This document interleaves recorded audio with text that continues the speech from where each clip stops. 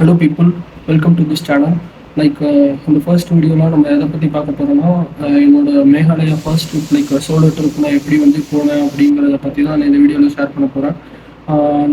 என்கிட்ட கொஞ்சம் கிளிப்பிங்ஸ் தான் இருக்குது. நான் ட்ரிப்பில் அந்தளவுக்கு எடுக்கல. எனக்கு வீடியோ போடுறதாவே ஐடியா இல்லை. ஜஸ்ட் மெமரிஸ்க்காக நான் கொஞ்சம் கிளிப்பிங்ஸ்லாம் எடுத்து வச்சேன். அதை நான் பேச எந்தெந்த பிளேசஸ் போகணுமோ அதுக்கேற்ற மாதிரி நான் என்னோட முடிஞ்ச அளவுக்கு இன்சர்ட் பண்ணுறேன். Hope you will also like that. So let's start the video. First நம்ம டிரான்ஸ்போர்ட்டேஷன்லேருந்து ஸ்டார்ட் பண்ணலாம். நான் இங்கே கோயம்புத்தூர் பக்கத்தில் ஒரு ஊரில் இருக்கேன். வீடியோ எல்லாத்துக்கும் காமனாக இருக்குங்கிறதுக்காக நான் சென்னையிலேருந்து எப்படி ஸ்டார்ட் பாயிண்ட்டாக வச்சுங்கிறதையும் நான் சேர்த்து சொல்கிறேன். ஓகே, ஹவு டு ரீச் மேகாலயானா first we need to go to Guwahati. ஏன்னா குவஹாத்தி அசாமில் இருக்குது. நம்ம போகிறது மேகாலயாவோட கேபிட்டல் ஷிலாங். ஏன் நம்ம குவஹாத்தி போகிறோம்னா குவஹாத்தி தான் அங்கே இருக்கிற இந்த ஷிலாங்கு பக்கத்தில் இருக்க ஊர்லேயே அதுதான் ஹப். நம்ம இங்கேருந்து போகிறக்கு அதுதான் ஹப். ஷிலாங்கில் ரோட் ஃபெசிலிட்டிஸ் இருக்குது.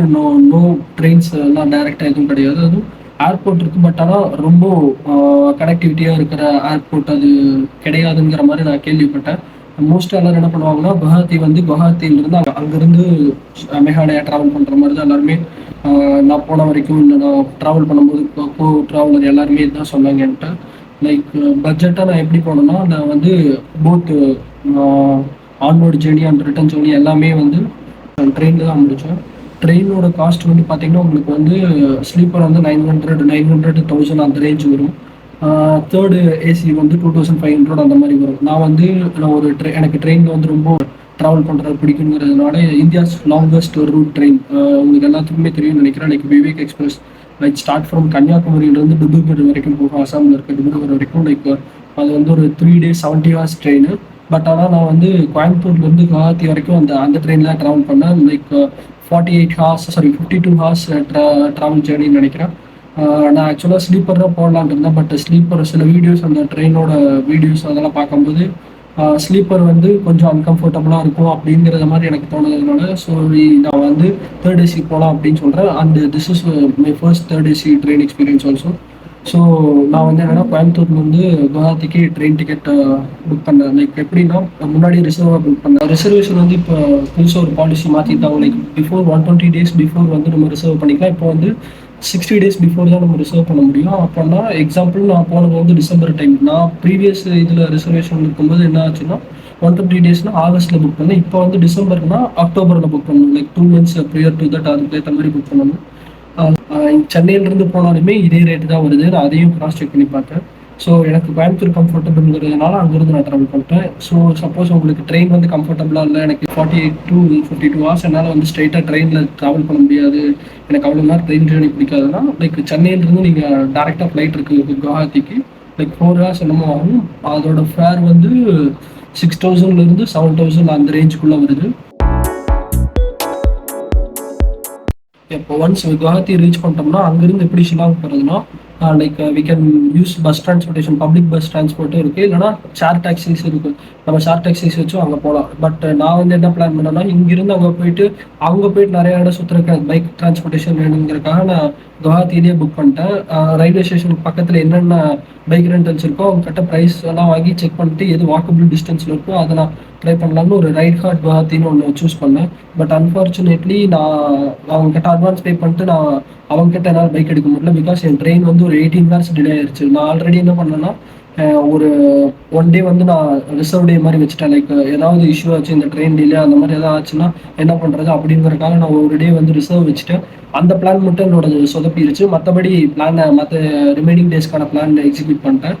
அப்போ என்ன பண்ணணும்னா ட்ரெயினில் வரும்போது வேற ஒருத்தவங்க ரெண்டல்ஸ் கேட்டிருக்க மாதிரி நான் கேள்வி பார்த்தேன். ஏன்னா இந்த ரெண்டல்ஸ் ரைட் ஹார்ட் குவஹாத்தி அவங்க 8 to 8 ஓப்பன். மார்னிங் 8 நைட் 8 வரைக்கும் தான். நான் போய் சேரும்போது ஆக்சுவலாக நான் 9 o'clock காலையில் போகிற மாதிரி இருந்துச்சு. பட் ஆனால் ட்ரெயின் 18 hours டிலேங்கிறதுனால அடுத்த நாள் விடிய காலையில் 4 மணிக்கு போகிற மாதிரி இருந்துச்சு. ஸோ நான் என்ன பண்ணேன்னா அந்த 1 day அந்த டிலே ஆன டைமில் நான் என்ன பண்ணிட்டு இருந்தேன்னா அதர் பைக் ரெண்டல்ஸ் விசாரிக்க ஆரம்பிச்சு யார் 24 hours ஓப்பனில் இருப்பாங்களோ அவங்களோட கான்டாக்ட் வாங்கி அவங்க கிட்ட ஓரளவுக்கு புக்கிங் கன்ஃபார்ம் பண்ணி நம்பர் வாங்கிட்டேன்.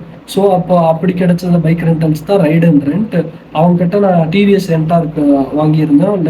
It was good vehicle. நான் வந்து இதான் ஸ்கூட்டி தான் ப்ரிஃபர் பண்ணியிருந்தேன். கியர் வேணாம். ஏன்னா நான் பட்ஜெட்டாக முடிக்கணுங்கிறதுக்காக நான் அதை பிளான் போட்டிருந்தேன். ஏன்னா ஸ்கூட்டி எடுத்தால் உங்களுக்கு 550 அந்த ரேஞ்சில் வந்துச்சு. எனக்கு 550 கொடுத்தாங்க. 600லேருந்து பார்கெயின் பண்ண நம்ம எவ்வளோ பார்கெயின் பண்ண முடியுமோ அவ்வளோ பார்கெயின் பண்ணாலுமே நம்மளுக்கு ஓரளவுக்கு ஒரு 50 ருபீஸ் கம்மியானாலுமே நம்மளால் ஒரு 7 நாள்னு பார்க்கும்போது ஒரு ஒரு பர்டிகுலர் 350 நம்மளால் சேவ் பண்ண முடியும். ஸோ அதனால் அவங்ககிட்டயே நான் வாங்கிட்டேன். ஸோ ஒன்ஸ் நான் பைக் அவங்க கிட்ட ரெண்டல் எடுக்கும்போது ஆனால் அவங்க கொஞ்சம் ரயில்வே ஸ்டேஷன்லேருந்து கொஞ்சம் அவுட்ரு தான் அவங்க இருந்தாங்க. பட் எனக்கு வேறு ஐடியா இல்லை.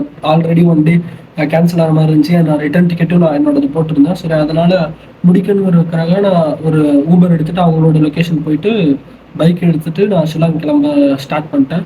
பட் பிஃபோர் ஷிலாங் கிளம்பும்போது இன்னொன்று என்னென்னா, லைக் நீங்கள் கிளம்புறதுக்கு முன்னாடி ஒரு லிமிட்டட் அமௌண்ட் ஆஃப் கேஷ் எடுத்து வச்சுக்கோங்க. மேகாலயாவில் சில ஏடிஎம்ஸ் எல்லாம் நிறையா இருக்கும். பட் ஆனால் இன்னும் கொஞ்சம் இன்டீரியர் போயிட்டீங்கன்னா அவங்களால ஏடிஎம்ஸ் ஃபைன் பண்ண முடியாது. அவங்க சில இடத்துல யூபிஐ டிரான்சாக்ஷன் எடுத்துக்கிறாங்க.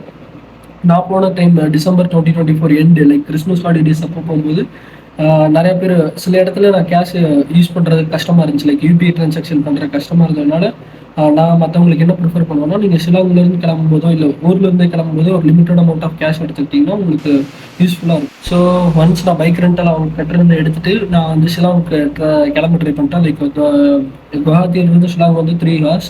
லைக் சில பேர் என்கிட்ட வந்து அந்த லோக்கல்ஸ்ட்ட பேசிகிட்டு இருக்கும்போது என்ன சொன்னாங்கன்னா, பைக் ரெண்டல் எடுத்து முடிச்சதுக்கப்புறம் நைட்டில் போகும்போது மட்டும் கொஞ்சம் சேஃபாக போவாங்க. ஏன்னா நைட்டில் வந்து உங்களுக்கு மிஸ்ட் வந்துடும். ப்ளஸ் ஏன்னா நான் இறங்குனது 4 AM. I need to complete அந்த டே வந்து ரிசர்வ் பண்ண டேவையுமே எனக்கு முடிகிற கட்டத்துக்கு ஆனதுனால நான் எப்படியாவது அந்த டேக்கான ஷெட்யூல் ஓரளவுக்கு முடிக்கணுங்கிறதுனால நான் அப்போவே கிளம்பிட்டேன். லைக் 4 AM எடுத்துகிட்டு அப்படியே பைக் எடுத்துகிட்டு நான் அப்படியே பெட்ரோல் ஃபில் பண்ணிட்டு அப்படியே ஸ்டார்ட் பண்ணிட்டேன். அவங்க சொல்லும்போது இதான் சொன்னாங்க, லைக் மிஸ்ட் இருக்கும். லாரிஸ் டிரைவர்ஸ்க்கு வந்து நைட் டைமில் நிறையா பேர் ட்ராவல் பண்ணுவாங்க. ரோடும் நல்லா கர்வியாக இருக்கும். நீங்கள் அந்த மேப்பை செக் பண்ணாலே தெரியும். குவஹாத்தி டு ஷிலாங் வந்து ரோடு ரொம்ப கர்வியாக இருக்கும். சரி முடிஞ்ச அளவுக்கு ஸ்லோவாகவும் நல்லா பொறுமையாகவும் போக ட்ரை பண்ணுங்க அப்படின்னு சொல்லியிருந்தாங்க. அதுவும் நான் போன டைமில் நல்ல குளிர் வேறு. அதனால் நீங்கள் ஒன்ஸ் வின்டரில் பிளான் பண்ணுற மாதிரி இருந்துச்சுன்னா, நல்ல பைக்கில் போகிற மாதிரி இருந்துச்சுன்னா நல்ல hand gloves, jacket, leather jacket, shoes இது ரொம்ப இம்பார்ட்டண்ட். அது கொஞ்சம் நல்லதாக பார்த்து எடுத்துகிட்டு போய்க்கோங்க. ஆனால் நீங்கள் நடக்கும்போது அந்த எதிர்காத்துல உங்கள் கையில் நல்லா இழுத்து விடும். கை கொஞ்சம் வலிக்கிற மாதிரி இல்லை, அந்த நகத்துக்குள்ளெல்லாம் அந்த காற்று போகிற மாதிரி இருக்கும்.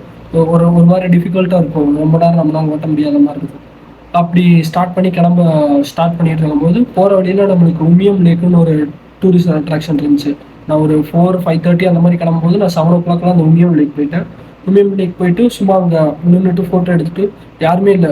ஏன்னா அப்போ தான் எல்லாம் டூர் ஸ்டார்ட் ஆகிற டைம் இல்லையா, அதனால் எல்லா டூரிஸ்ட் அட்ராக்ஷன்ஸ் கொஞ்சம் பேர் தான் வந்து ஃபோட்டோ எடுத்துகிட்டு இருந்தாங்க. நானும் சும்மா ஃபோட்டோ எடுத்துகிட்டு அப்போ அங்கேருந்து கிளம்பி ஷிலாங் போயிட்டேன். ஷிலாங் நான் ரீச் ஆகும்போது 8 AM சம்திங் என்னமோ.